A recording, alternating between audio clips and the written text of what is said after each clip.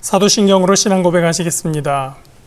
전능하사 천지를 만드신 하나님 아버지를 내가 믿사오며 그 외아들 우리 주 예수 그리스도를 믿사오니 이는 성령으로 잉태하사 동정녀 마리아에게 나시고 본디오 빌라도에게 고난을 받으사 십자가에 못 박혀 죽으시고 장사한 지 사흘 만에 죽은 자 가운데서 다시 살아나시며 하늘 오르사 전능하신 하나님 우편에 앉아 계시다가 저리로서 산자와 죽은 자를 심판하러 오시리라.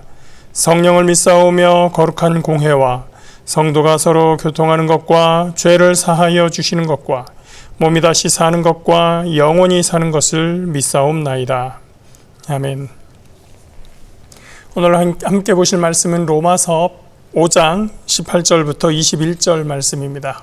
신약성경 246쪽에 있습니다. 신약 246페이지 로마서 5장 18절부터 21절 말씀입니다. 그런즉 한 범죄로 많은 사람이 정죄에 이른 것 같이 한 의로운 행위로 말미암아 많은 사람이 의롭다 하심을 받아 생명에 이르렀느니라. 한 사람이 순종하지 아니함으로 많은 사람이 죄인 된 것 같이 한 사람이 순종하심으로 많은 사람이 의인이 되리라. 율법이 들어온 것은 범죄를 더하게 하려 함이라. 그러나 죄가 더한 곳에 은혜가 더욱 넘쳤나니 이는 죄가 사망 안에서 왕 노릇한 것 같이 은혜도 또한 의로 말미암아 왕 노릇하여 우리 주 예수 그리스도로 말미암아 영생에 이르게 하려 함이라. 아멘. 양들은 이동할 때 우두머리를 따르는 습성이 있다고 합니다. 그래서 우두머리 양이 앞에서 길을 잘못 들고 심지어 벼랑에 떨어지게 되더라도 그 뒤를 무작정 따라가다가 다 떨어져 버린다는 거죠. 그래서 첫 양이 맨 앞으로 가고 그 뒤를 다음 양이 따라가는데 첫 양이 떨어지면 그 다음 양도 떨어지고 그 뒤에 있는 양도 가다가 또 떨어지고 그 옆에 주변에 있는 양들이 그걸 알든지 모르든지 간에 앞을 계속 따라가다가 그냥 다 떨어져서 어떨 때는 그 한 무리가 전체 다 벼랑에 떨어져 버린다. 그런 이야기를 듣게 됩니다. 양들만 그런 것은 아닙니다. 우리 사람들의 생활도 보면 어쩌면 그런 모습들이 많이 있는 것 같습니다. 소위 왕따라는 것을 한번 생각해 봤습니다. 제일 힘센 사람이 누군가를 괴롭히기 시작을 합니다. 또 주변 사람들을 시켜서 소위 말하는 똘마니들을 시켜서 괴롭히게 만들죠. 그리고 그 주변의 자기 똘마니가 아닌 다른 사람들을 시켜서 또 괴롭히게 만듭니다. 이 사람 저 사람 한 사람만을 괴롭히다 보면 이제 점점 분위기가 이상해지죠. 쟤도 괴롭히는데 내가 거기에 동참하지 않으면 내가 그 편을 들은 것 같고 나도 그 사람을 괴롭혀야만 이 그룹에서 소외되지 않을 것 같고 그래서 만약에 나 혼자였다면 하지 않을 일들을 주변이 다 하니까 같이 동참하는 그런 일들이 반복되면서 집단적인 왕따라는 그런 부조리한 상황이 벌어지게 됩니다. 이것이 범죄의 전염성입니다. 아담은 왜 인류 전체의 죄에 대한 책임을 지고 있는가? 그가 첫 번째 범죄를 실행했기 때문입니다. 하나님을 거역한 불순종이라는 죄의 문을 그가 열어 젖힘으로써 많은 사람들이 이러한 일을 할 수도 있구나, 나도 하고 싶다라고 마음을 먹게 되는 것이죠. 로마서 5장에서 바울이 말하고 있는 한 사람으로 인하여 많은 사람이 범죄한 것이 바로 이러한 과정에 있었던 것입니다. 우리는 가끔 옳지 않은 일을 하면서 남들도 다 하는데 뭘, 나만 하지 않으면 나만 손해지 라는 생각을 하면서 위안을 삼을 때가 있습니다. 1994년 삼풍백화점이 무너지고 나서 나온 여러 가지 사진 중에 한 장을 보면서 참 인간 본성이라는 것이 무엇인가를 생각하게 하는 그런 사진이 있었습니다. 한 여인이 있었는데요. 멀쩡할 뿐만 아니라 굉장히 단정해 보이는 사람이었습니다. 그런데 이 여성이 폐허가 된 현장에서 옷가지를 주섬주섬 팔에 안고 하나로 안고 그 자리를 벗어나는 장면이 찍혔는데 그 얼굴에는 만면의 웃음을 가득 찬 그러한 모습으로 그 사진에 찍혔었던 것입니다. 그 비극의 현장에서 물건을 훔쳐 나오던 그 여인은 무슨 생각을 했을까요? 좀 있으면 어차피 이 건축 폐기물로 다 버려질 때 이것도 같이 폐기가 될 텐데 누구도 신경 쓰지 않는데 이거 하나쯤 내가 가져가면 무슨 손해가 있겠어? 내가 쓴다고 해서 누가 피해를 보기라도 하겠어? 라는 생각으로 스스로 위안을 삼았을까요? 지난 시간에 얘기한 것처럼 이렇게 욕심은 우리에게 죄를 가져다 줍니다. 우리는 무심코 이야기합니다. 아유, 저렇게 버릴 거면 나눠주지. 아유, 저 사람 저렇게 많으면 나눠 조금 떼어주지. 라고 농담으로 이야기합니다. 약간은 우리가 농담으로 하면서도 그 속에 진심이 섞여 있다는 것을 부인할 수 없습니다. 왜냐하면 우리는 다 욕심이 있기 때문입니다. 어떤 예능 프로에서 한 출연자가 아주 돈이 많은 출연자인데 그 사람의 돈 이야기가 나오게 됐습니다. 아니, 얼마나 가지고 계세요? 뭐 그러면서 이제 돈의 액수를 막 서로 이야기를 하게 되죠. 그러면서 한 출연자가 이야기를 합니다. 아우, 그럴 거면 나 좀 1억만 주세요. 라고 얘기를 하고 사람들이 다 같이 와하 하면서 웃게 됩니다. 농담인 줄 알기 때문에 그들이 함께 웃었을 겁니다. 그런데 저는 그런 방송 프로그램에서 그렇게 돈을 달라 마라 하는 이야기를 보고 재미를 느끼기도 하지만 한편으로는 불편한 마음이 있습니다. 왜냐하면 그 속에 그러한 것을 요청하는 농담으로나마 요청하는 그러한 속에 인간 속에 있는 탐욕이라는 모습이 드러나고 있기 때문입니다.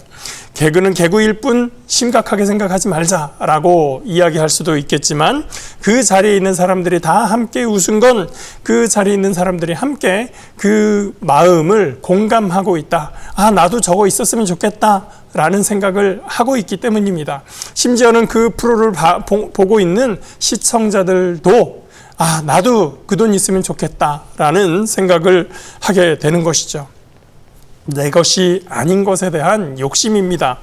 아담의 욕심이 하나님의 명령을 이겼습니다. 그래서 명령에 불순종함으로 범죄했습니다. 많은 사람이 탐욕 때문에 하나님께 불순종합니다. 그로 인해서 정죄받고 그 죄가 사망이 왕노릇하게 만들어 버렸습니다. 그래서 우리는 이 죄의 고리, 사망의 고리를 끊어야 합니다. 그런데 우리 스스로는 끊을 수가 없죠. 그때의 온전한 순종으로서 이 죄의 고리를 끊으신 분, 바로 우리 주 예수 그리스도이십니다. 18절입니다. 그런즉 한 범죄로 많은 사람이 정죄에 이른 것 같이 한 의로운 행위로 말미암아 많은 사람이 의롭다 하심을 받아 생명에 이르렀느니라. 한 사람이 순종하지 아니함으로 많은 사람이 죄인 된 것 같이 한 사람이 순종하심으로 많은 사람이 의인이 되리라. 사람들은 예수를 죄인이라면서 십자가에 처형했지만 사실은 그것마저도 주님의 순종이었습니다. 아담은 나무에서 열매를 따서 먹으며 불순종의 죄를 지었지만 예수님은 나무 위에 오르시면서 순종의 열매를 맺어 주셨습니다. 이제 우리는 아담의 열매가 아니라 예수 그리스도의 열매를 취함으로써 생명을 얻게 된 것입니다. 20절, 21절 마저보고 말씀 마무리하겠습니다. 20절입니다. 율법이 들어온 것은 범죄를 더하게 하려 함이라. 그러나 죄가 더한 곳에 은혜가 더욱 넘쳤나니. 이 구절의 번역의 방식 때문에 마치 율법이 범죄를 만들었다, 범죄를 저지르게 했다라는 것처럼 문장이 제시되어 있지만 이 부분은 목적의 의미가 아니라 결과의 의미로서 기록이 되었습니다. 율법이 주어지니 그 전에 범죄로 생각하지 않던 것들을 범죄로 알게 되었다라는 뜻입니다. 마치 국민들이 건강검진을 많이 하기 시작하니까 질환자 수가 많아진 것과 같습니다. 정기적으로 검진하는 문화가 없을 때는 몸이 아플 때에야 비로소 병원에 갑니다. 그러면 이미 질병이 상당히 진행되었고 그것 때문에 어쩌면 치료의 시기가 미리 한참 늦은 그때에 병원에 가는 경우들이 많았었습니다. 그런데 사람들이 정기 검진을 받게 되고 더 많은 사람들이 건강검진을 받게 되면서 아프지 않아도 검진을 받게 되면서 조기에 질병을 확인하고 발견하게 되는 경우들이 많이 생겼습니다. 그래서 질환자의 수가 더 많아졌죠. 그것은 나쁜 일입니까? 그렇지 않죠. 미리 발견하였을수록 치료를 빨리 시작을 할 수가 있고 그래서 완치도 빨리 할 수가 있게 됩니다. 마찬가지로 율법이 생겨나는 바람에 범죄가 생겨난 것이 아니라 이전에는 그것이 범죄인지 알지 못하고 있었으나 율법이 주어짐으로써 이것이 잘못된 것이었구나 라는 것을 깨닫게 되는 것입니다. 5장 13절에 있는 의미로 이 부분을 보시면 됩니다. 13절 말씀 한번 보겠습니다. 죄가 율법이 있기 전에도 세상에 있었으나 율법이 없었을 때에는 죄를 죄로 여기지 아니하였느니라. 그동안 죄인 줄 모르고 저지르던 행위들이 죄라는 것을 알게 되었습니다. 그러니 이제 이것을 어떻게 해결해야 됩니까?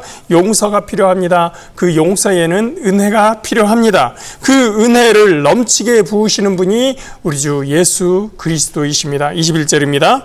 이는 죄가 사망 안에서 왕노릇한 것 같이 은혜도 또한 의로 말미암아 왕노릇하여 우리 주 예수 그리스도로 말미암아 영생에 이르게 하려 함이라. 두 개의 대립되는 삶의 모습이 있습니다. 한편에는 아담의 모습을 따르는 삶의 모습이 있고 반대편에는 예수 그리스도를 따르는 삶의 모습이 있습니다. 아담을 따르는 쪽에서는 여전히 범죄하고 불순종하고 그래서 정죄받고 죄인으로 살게 됩니다. 그리하여 결국 사망이 왕노릇하는 그러한 삶의 모습이죠.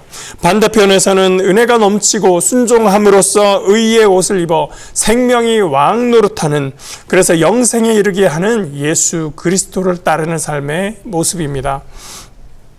이제 선택만이 남아 있습니다. 이 말씀을 듣는 우리 성도 여러분들은 이미 예수님을 따르는 편에 계시니 주님께서 기뻐하시는 줄 믿습니다. 우리의 삶이 모양이 어떠하든지 우리의 환경과 상황이 어떠하든지 주님을 믿고 신뢰하고 따름으로써 크신 하나님의 은혜를 얻고 생명을 누리는 저와 여러분의 오늘의 삶이 되시길 예수 그리스도의 이름으로 축복합니다. 기도하겠습니다. 사랑과 은혜에 거룩하신 주님 감사합니다. 하나님, 죄가 율법에 있기도 전에 세상에 있었으나 율법이 주어짐으로 우리가 율법을 깨닫고 우리가 죄를 깨닫게 됩니다. 이제 하나님 우리가 예수 그리스도의 은혜를 힘입어 주님 앞에 나와 하나님 주님을 따르는 삶을 살기를 원합니다. 주와 함께 동행하며 주님 섬기는 삶으로 인하여 하나님 우리가 주님 앞에 온전한 의로운 사람으로서의 삶을 살아갈 수 있도록 주님 인도하여 주시옵소서. 주님 주시는 생명을 누리며 주님 안에서 참된 기쁨과 평안의 삶을 살아갈 수 있도록 하나님 인도하여 주시옵소서. 그래서 우리가 어디에 가든지 무엇을 하든지 어떤 상황에 있든지 하나님 우리를 향하신 주님의 뜻과 계획을 믿으며 신뢰하며 주님을 향하여 열심히 달려가는 믿음의 백성들 될 수 있도록 하나님 함께하여 주시옵소서. 감사드리며 예수 그리스도의 이름으로 기도합니다. 아멘. 하늘에 계신 우리 아버지여, 이름이 거룩히 여김을 받으시오며 나라가 임하시오며 뜻이 하늘에서 이루어진 것 같이 땅에서도 이루어지이다. 오늘 우리에게 일용할 양식을 주시옵고 우리가 우리에게 죄 지은 자를 사하여 준 것 같이 우리 죄를 사하여 주시옵고 우리를 시험에 들게 하지 마시옵고 다만 악에서 구하시옵소서. 나라와 권세와 영광이 아버지께 영원히 있사옵나이다. 아멘.